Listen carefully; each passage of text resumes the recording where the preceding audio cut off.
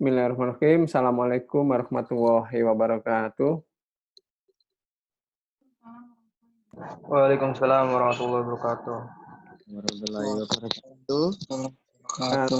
Alhamdulillah sudah sampai pertemuan yang keempat ya. Keempat mata kuliah pengantar TI, Teknologi Informasi. Yang dulunya mata kuliah ini namanya adalah pengantar TI, Teknik Informatika ya. Sama-sama bagusnya antara teknologi dan informatika. Isinya juga hampir sama ya. Hampir sama tapi nggak sama. Ya. Serupa tapi nggak sama. Ini sudah pada makan malam belum ini? Udah Pak. Sudah Pak. Belum Pak. Iya, yang belum kelihatan lemes-lemes ini ya. Jangan-jangan di setengah permainan pada pingsan nanti gara-gara belum makan ya. Anda kalau mau sambil ngemil ya silahkan ngemil, sambil makan ya silahkan makan, nggak apa-apa. Baru pulang Pak makanya Pak. Jadi lemes. Oh jadi lemes aja ya. Baru pulang jadi lemes ya. Makan dulu Kang, ngopi-ngopi dulu, nyusu gitu, biar strong. Takutnya ada yang pingsan nih, saya dimarahin ini. Kang Randy, gimana kabarnya? Bajunya kok bagus? Alhamdulillah lagi tempat kerja Pak. Oh, tempat kerja. Ah ini nih bener nih Kang Reza nih, nggak bagi-bagi Kang. Oh. Iya Pak, sambil makan ya Pak. Oke, nggak apa-apa ya. Mbak Vina mau sambil makan, silahkan. Asal nggak makan temennya aja ya. Teman makan teman ya. Andri, nah ini yang editor kemarin mana editor tuh ngilang kemana dia? Yang kelas C ya. Jujun. Oke, kita mulai materi pada malam hari ini tentang share screen dulu ya. Oke.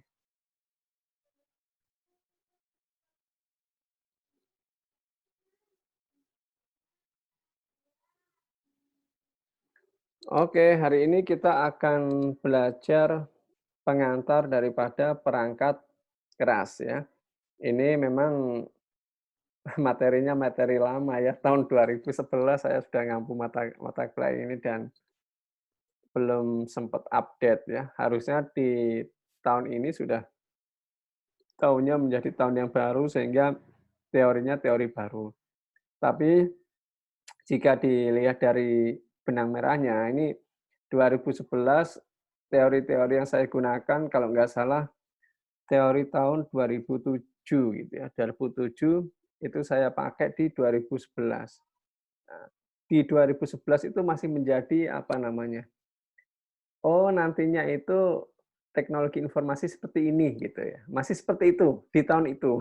Nanti seperti ini.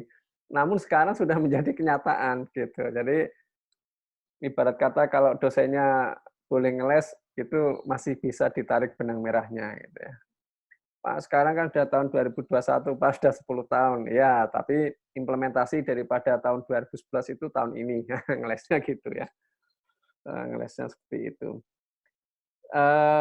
Materi kita pengantar daripada perangkat keras. Ya. Coba menurut Anda, apa sih yang disebut dengan perangkat keras ataupun pengertian perangkat keras itu apa? Ada yang bisa bantu?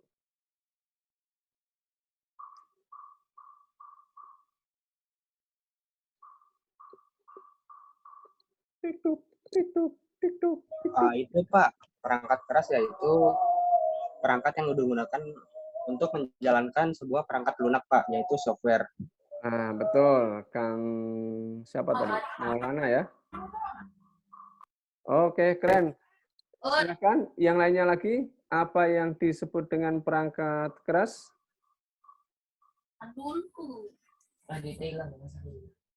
Apaan sih, Di?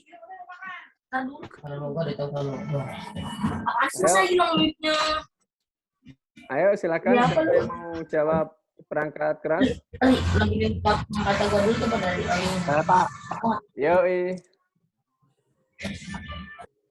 Coba sebutin namanya. Nama saya Reja, Pak, dari kelas D. Oh, Reza. Tolong di-unmute ya. Di-mute kalau di-mute itu yang buka. Biar kalau Anda Perangkat lagi keras adalah biar kalau Anda lagi berantem sama pacar Anda nggak sampai ketahuan saya ya. Oke, Kang Reza. lanjut nih, Pak. Baik. Perangkat keras adalah salah satu komponen dari sebuah komputer yang sifat alatnya bisa dilihat dan diraba secara langsung atau yang berbentuk nyata. Oh, betul Udah, Pak? sekali Kang Reza. Betul. Itu di depannya ada piring terbang itu Kang Reza. Piring terbang atau apa itu? Kayak UFO. Oh, ini Pak, saya lagi jadi seniman Prancis. Oh, siniman Prancis. Iya. Oke. Udah, Pak? Ya, udah keren. Mantap, Kang Reza ya. Gimana jempol saya nggak kelihatan. Oh, sini Kang. Ya, mantap. Ya, Pak. Oke, silahkan dari yang ladies dulu. Yang perempuan, apa yang disebut dengan perangkat keras?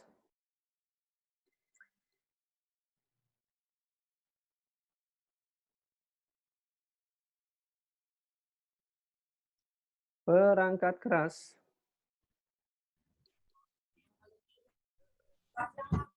Ada yang mau jawab? Pasti malu ya Anda ya. Oke. Jadi dari Kang Reza, Kang siapa tadi? Dendi siapa Kang yang pertama jawab tadi? Maulana Ilyas, Pak. Oh ya, Kang Maulana udah betul sekali ya. Perangkat keras itu memang itu yang disebut dengan perangkat keras. Ya, kita coba lihat definisi perangkat keras ya. Jadi perangkat keras dalam bahasa Indonesia itu bahasa Inggrisnya hardware, biasanya disingkat H per W, hardware. Ada hardware, software, brainware, ya, dan lain sebagainya, merupakan peralatan fisik yang dapat digunakan untuk memasukkan, memproses, menyimpan, dan menampilkan hasil pengolahan data dalam bentuk informasi. Nah, ini coba Anda pelajari, Anda bayangkan bahwasanya perangkat keras adalah sebuah alat fisik ya, atau ada juga beberapa pakar yang menyebutkan bahwa perangkat keras merupakan sebuah alat elektronik yang bisa digunakan untuk memasukkan, memproses, menyimpan, dan menampilkan hasil pengolahan data dalam bentuk informasi. Itu yang disebut dengan perangkat keras. Oke, contoh perangkat keras yang bisa digunakan untuk memasukkan data, memproses data, menyimpan data, dan menampilkan hasil pengolahan data dalam bentuk informasi apa? Siapa yang bisa membantu saya? Harddisk, Pak. Harddisk, betul. Yang lainnya?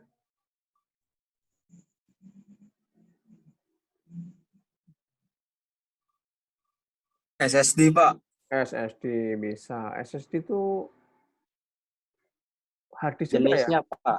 Iya, Iya, harddisk. Cuman SSD itu versi upgradable-nya, Pak. iya, yang terbaru ya. Iya, Jadi Pak. saya punya notebook yang sudah lama, biar makin cepat harddisknya saya ganti SSD ya. Ya lumayan juga itu berapa 900 atau berapa. Jadi ya ibarat kata kalau mobil-mobilan yang ada baterainya itu baterainya diganti baterai yang kekuatannya lebih, jadi larinya lebih kenceng ya. Ya contohnya harddisk itu untuk menyimpan saja sebenarnya. Lalu sebenarnya contoh realnya itu laptop gitu, lalu handphone gitu ya, lalu komputer dan lain sebagainya. Itu masuk dalam sebuah alat yang bisa memasukkan, memproses, menyimpan, dan menampilkan hasil pengolahan data dalam bentuk informasi. Oke, Kang siapa tadi ya? Ini kok saya nggak muncul namanya ya kalau diklik ya? Maulana Ilyas, Pak. Oh ya, Kang Maulana. Kang Maulana. Kang Maulana, tadi ini kok. Kang Maulana, coba ini masih dari sisi perangkat keras tadi ya. Apakah handphone bisa digunakan untuk menyimpan, untuk Bisa, memproses? Pak. Bisa ya? Bisa. Oke, berarti contoh daripada perangkat keras yang sekarang sudah include, ada perangkat keras, ada perangkat lunak, yaitu handphone ya. Nama teknologi informasi yang kekinian kan handphone itu ya. Bentar, ini Kak.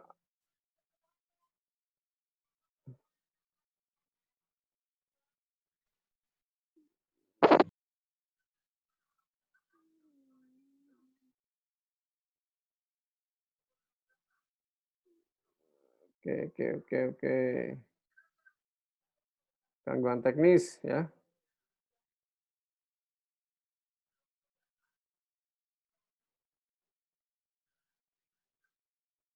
Oke, udah kelihatan lagi nih. Ya, ini merupakan perangkat keras. Jadi, sebuah alat fisik yang dapat digunakan untuk memasukkan, memproses, menyimpan, dan menampilkan hasil pengolahan data dalam bentuk informasi. Contohnya ada laptop, ada komputer, ada handphone, dan lain sebagainya. Di mana dia bisa digunakan untuk memasukkan data, dia bisa digunakan untuk memproses, menyimpan, dan menampilkan hasil pengolahan. Itulah yang disebut dengan perangkat keras. Ya. Lalu menurut fungsinya, perangkat keras itu dibagi menjadi 3. Yang pertama adalah perangkat keras input, yang kedua perangkat keras CPU dan penyimpanan, yang ketiga adalah perangkat keras output. Nah, ini memang di teori tahun 2000-an itu masih seperti ini modelnya. Kalau sekarang mungkin sudah menjadi include menjadi satu. Oke, ini tidak perlu kita pelajari semua tipe dari perangkat keras input, penyimpanan maupun output, namun kita sekedar tahu saja bahwasanya salah satu alat perangkat keras input itu yang pertama adalah keyboard. Ya. Keyboard semuanya pasti tahu bahwa keyboard itu perangkat keras yang digunakan untuk input. Dan sekarang modelnya sudah bervariasi ya, bahkan di HP Anda juga bisa disebut sebagai keyboard gitu ya. Lalu keyboard sendiri ditemukan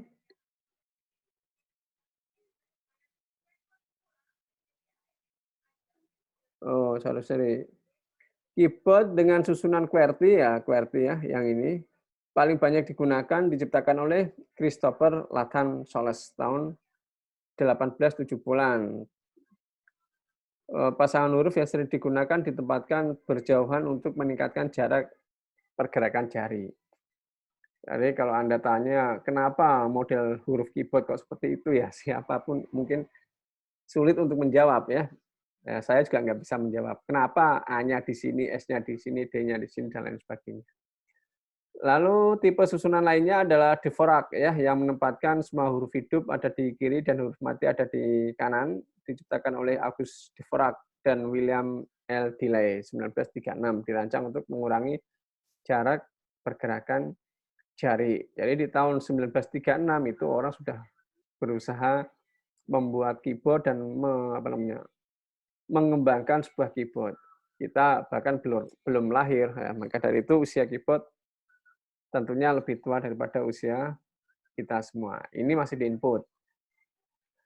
Alat input apa lagi yang lainnya? Ada mouse, pasti Anda juga familiar dengan mouse. Kalau sekarang udah nggak jarang dipakai ya, mulai jarang dipakai. Ada juga layar sentuh, input pen ya. Jadi kalau kita berbicara input pen dulu pada saat saya kuliah tahun 2000-an, dosen saya itu ngajar pakai input pen ya. Jadi dosen yang sudah canggih, dia punya HP, HP-nya bisa digunakan untuk nulis ya, untuk balas SMS ya.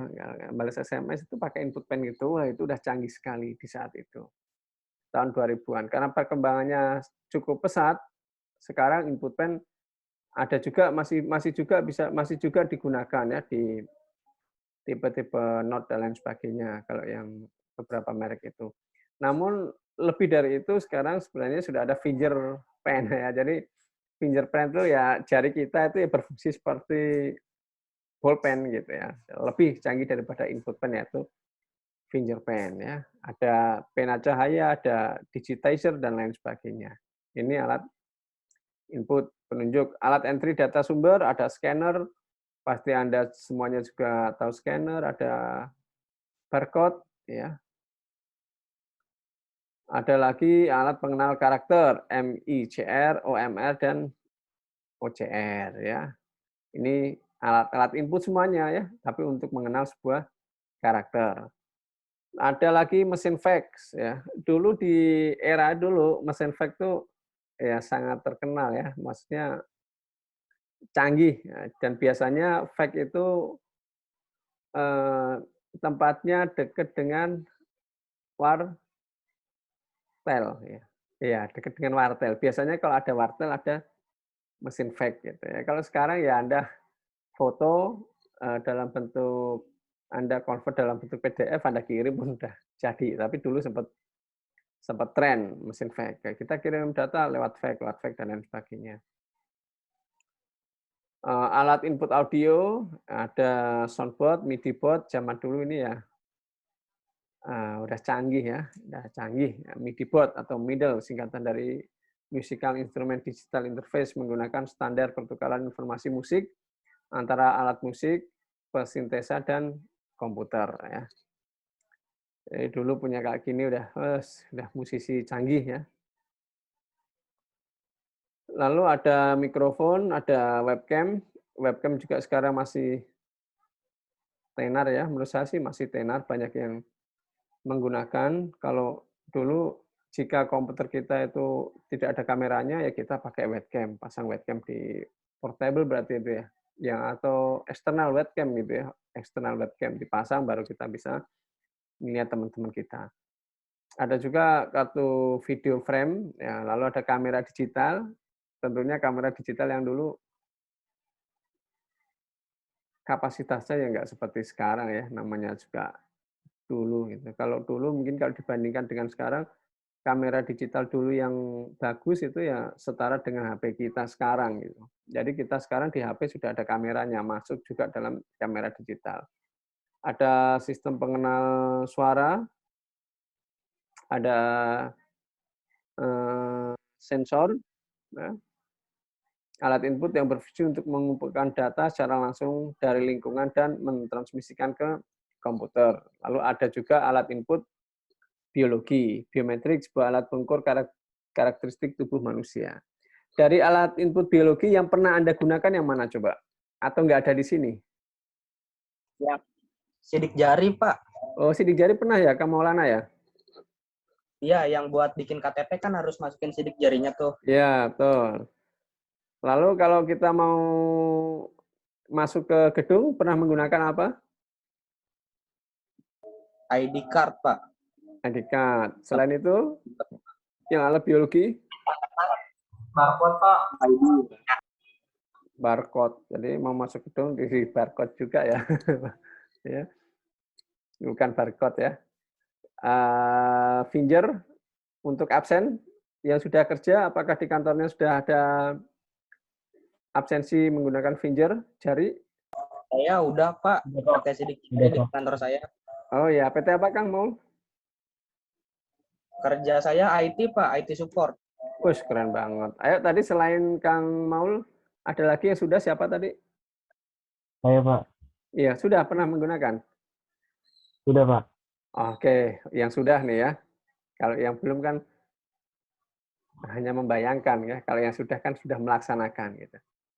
Misalkan saat itu lampu mati, apa yang harus dilakukan supaya mesin finger itu tidak ikut mati? Pakai apa? Pakai genset, Pak. Kalau pakai bank power. Oh, bank power ya. Ya. Selain bank power? Pakai Kalau genset. enggak ya genset, Pak. Bisa. Bisa juga genset, soalnya kegedean ya. Bank power kan, yang sekarang bank power kekuatannya berapa jam? Kalau saya cuma 10 menit doang, Pak. Mas, Di komputer.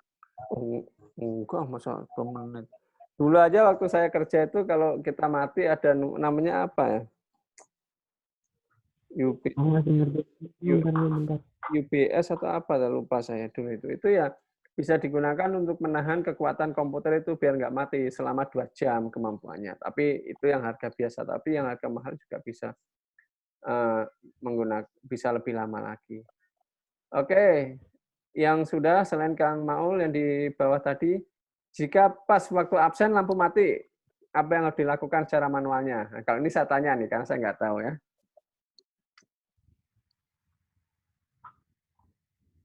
Kang Ferry atau siapa tadi? Kenapa, Pak?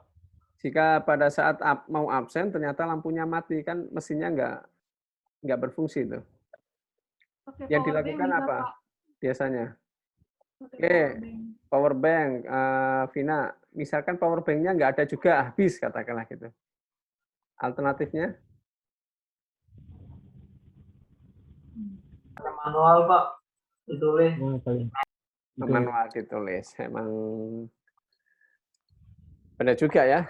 Pasti pakai manual untuk oh, ditulis. Saya nggak tanya ke dalamnya ya, karena nanti etika. Sebenarnya ada pertanyaan yang lebih menarik di ke dalamnya itu ya.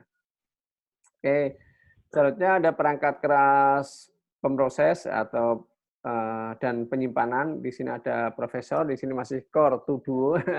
Core to Duo itu dulu cukup canggih ya, kita punya Core to Duo. Kita sebelum Core to Duo, Core Duo. Nah, setelah itu Core to Duo ya. Ya, itu sudah canggih. Siapa di antara Anda yang sudah melihat fisik daripada prosesor? Saya, Pak, udah, Pak. Saya Pak, saya udah. Cuman 2 orang. Sudah, Pak. Sudah Pak, sudah. Oh, oke, berarti hampir semuanya sudah ya. Artinya kalau sudah banyak kan Anda, ya gimana ya, kalau kita ini kan perangkat keras. Perangkat keras itu antara memegang gitu ya, antara kita memegang dengan kita melihat kan pasti berbeda gitu. Kalau temanya itu perangkat keras. Oke, yang sudah pernah memegang, katakanlah ini kita orang awam, kita mau pasang prosesor, mungkin nggak kita masangnya itu kebalik? Biasanya dia ada pinnya, Pak. Jadi kalau misalnya pinnya nggak sesuai, itu dia nggak bakal masuk, Pak. Jadi harus disesuaikan dulu sama pinnya. Sesuai sama motherboard-nya juga Pak. Yang lainnya? Sama soketnya juga kan, setiap prosesor punya soket motherboard-nya masing-masing. Jadi kalau soketnya berbeda, dia nggak bakal masuk, Pak. Lalu pernah tahu kunci nggak di mana sebenarnya tuh kalau saya bilang kita tuh nggak bisa masang motherboard secara terbalik gitu loh maksudnya, biar nggak keputar gitu. Anda pernah lihat kaki-kakinya kaki-kaki ke motherboard, kaki-kakinya prosesor?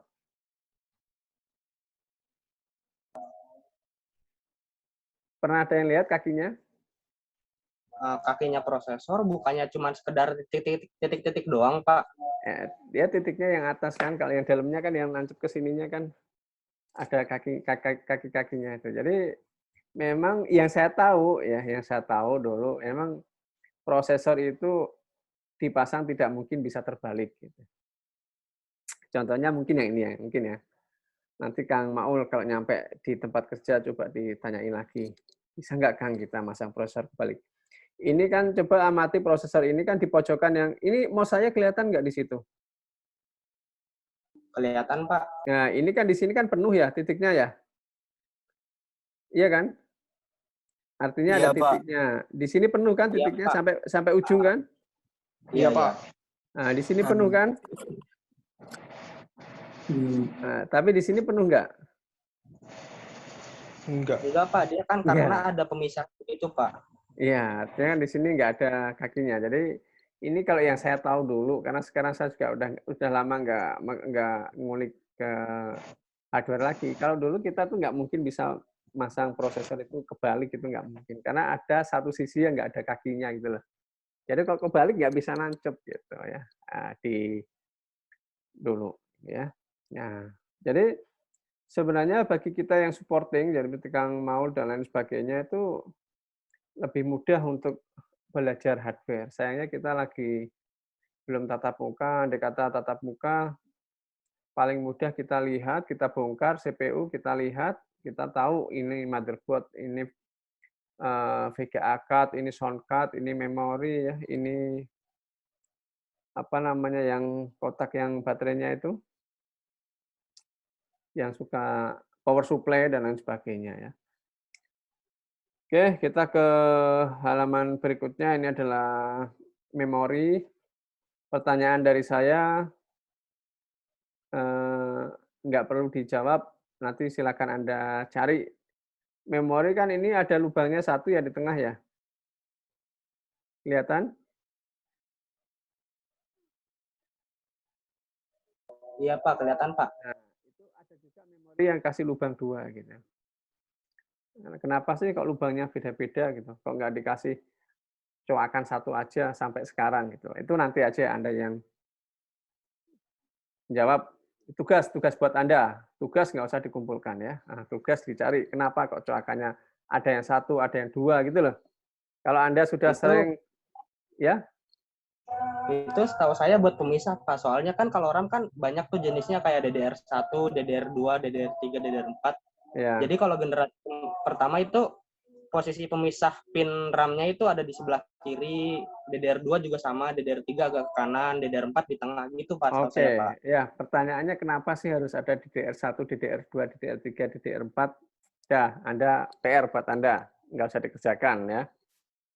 Kok nggak DDR1 aja tapi kapasitasnya kemampuannya seperti DDR4 atau DDR berapa, 10, DDR berapa kan bisa saja, oke? Itu PR buat Anda, silakan dicari jawabannya ya. Oke, ini ada motherboard. Saya dulu pada saat membeli komputer itu biasanya di motherboard ada keterangannya, ya kita baca keterangan daripada motherboard itu, sehingga saya sampai mengetahui bahwa tidak semua memori itu bisa kita inputkan ke dalam motherboard yang sudah ada. Ternyata masing-masing motherboard itu memiliki kapasitas setting ya, memiliki settingan kapasitas memori yang berbeda-beda. Mungkin juga hard disk yang berbeda-beda juga gitu ya.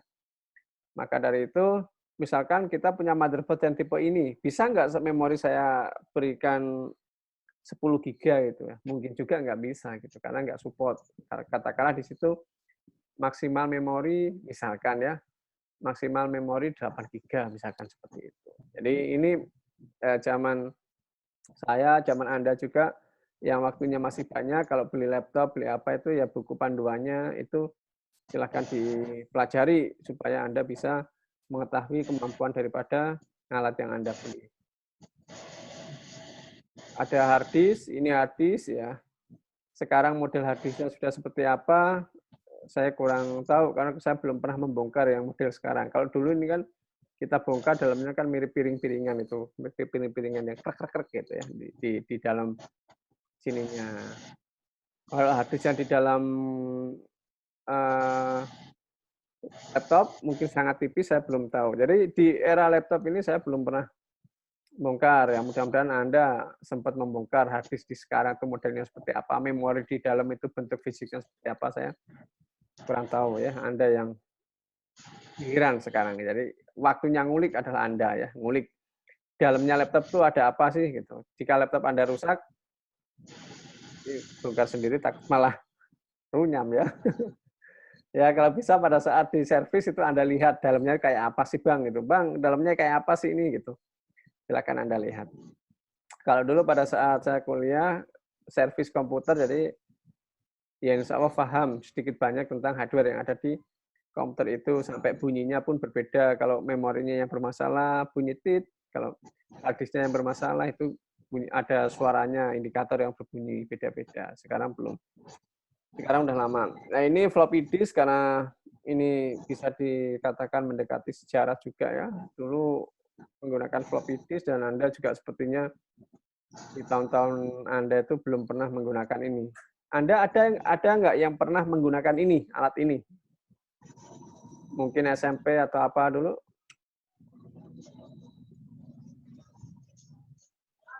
Nggak kenal ya? Kenapa? Kenal? Kayaknya CD-ROM Pak biasanya Pak kalau di sekolah. Saya pernah lihat Pak. Iya, ada pernah lihat ya.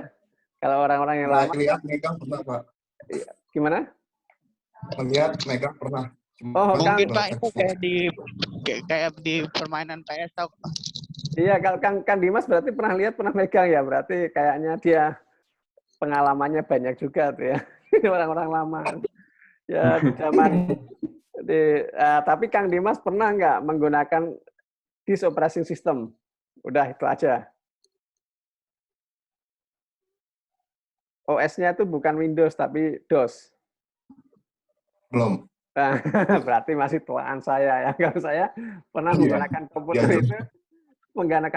Iya, itu, kalau mau booting itu ini dimasukin dulu, nah, disketnya dimasukin, nanti kita baru bisa nge-boot gitu ya. Zaman dulu DOS, disk operating system. Setelah itu kita ke Windows pertama kalau nggak salah 95 ya atau 98 gitu ya. Kita pakai Windows 98 itu. Setelah itu Windows 2000 sudah bagus, tampilannya sudah bagus. Yang 95 itu masih biasa. Nah, ini kalau udah tahu ini berarti termasuk orang-orang yang lama atau kalau nggak itu dia mengenal sejarah ya. Sejarah bahwa dulu sebelum ke CD-ROM dulu pakai ini dulu ya. Ini kalau ininya kegores ini digeser sedikit, klik ke kiri itu ada kayak pitanya kecil tipis itu. Ya, itu kalau kita gores nah, kemungkinan besar rusak datanya ya. Banyak teman-teman skripsi tugas akhir yang nangis gara-gara floppy disknya rusak. Sama CD